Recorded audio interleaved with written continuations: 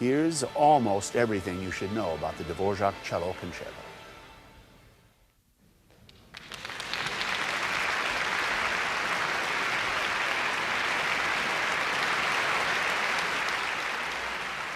A concerto supposedly is there to show off a soloist's ability to play an instrument. But actually what makes this one of the great concertos is the solo instrument plays so many different roles in symphonic structure. You make something, for example, there's a run in the first movement that goes, you go there. Now this, used inappropriately, although it's flashy, would sound just flashy. By combining a very difficult thing, a passage that gets to a moment of great arrival, you're combining everything together. So it's not show off, it's in fact elation.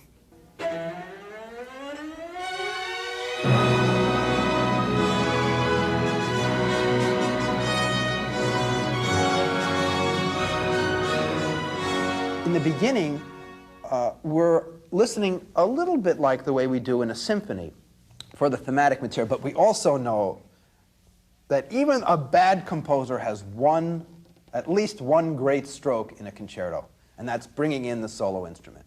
Because everybody's sitting there, you got some famous soloists prepping up there, and no matter what's happening, no matter how beautiful the music is, no matter how absorbed, out of one part of your brain you think, when is the soloist going to come in? What's going to happen? What are they going to do? And that kind of dramatic jolt is one of the things that animates a concerto. So we get the strings, and then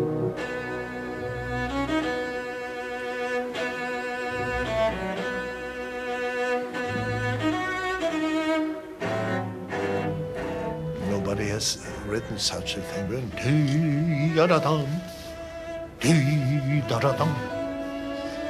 It's also a kind of impatience, how it starts.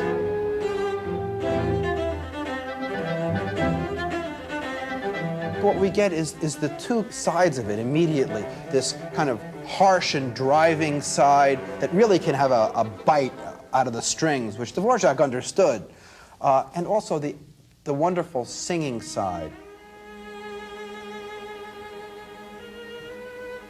The kind of things he wanted to say was serious, warm, full of poetry, but he didn't want to make it more glorious, just touching.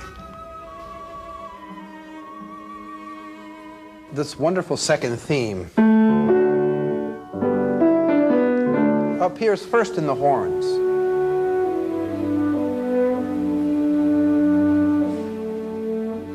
The thing about this melody is the melting of the notes into each other.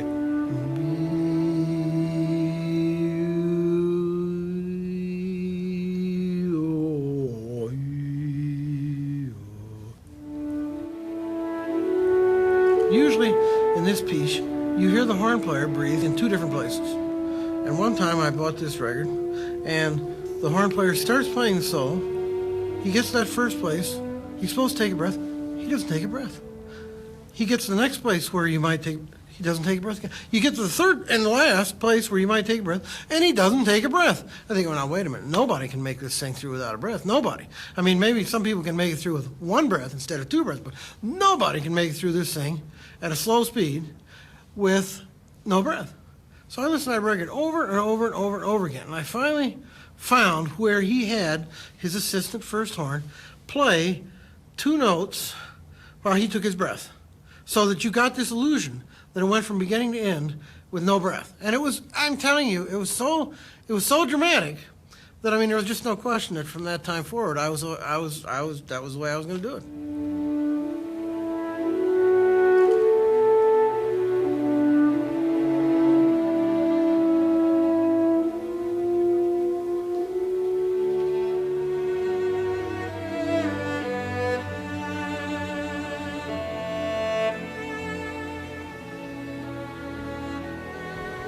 The horn makes it poetic. The cello makes it poetic and exciting. There's a kind of beauty in the world which can be wonderful, relaxed, nice. But this is a beauty full of excitement.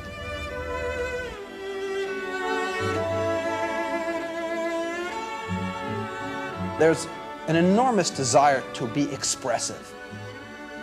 This really might have been Dvorak. That's his vocal range, that the cello is Dvorak speaking. And there are biographical elements in the concerto that lead us in that direction.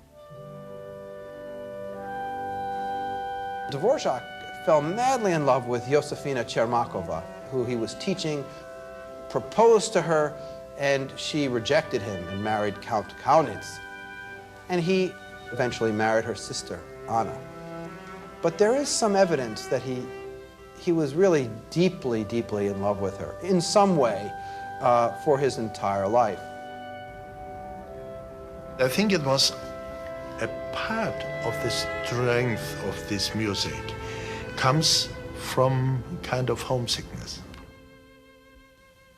He came here a number of times for a couple of years, and he sometimes left children behind. He loved his house, he loved his home, he loved Bohemia.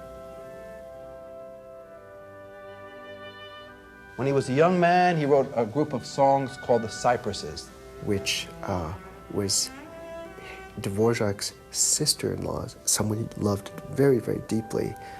It was her favorite song. After he finishes the concerto, with a brisk allegro to close, she dies. He changed the whole ending of the last movement.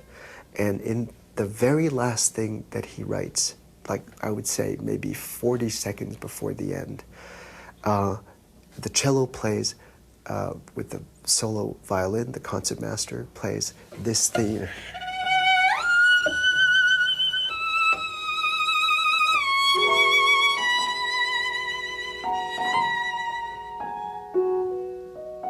The most haunting and beautiful reminiscence of this tune, which he'd written in 1865 for the beautiful young Josefina Chermakova.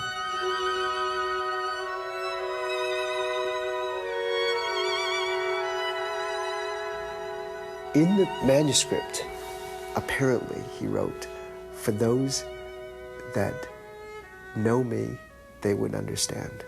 And for those that don't, it doesn't matter."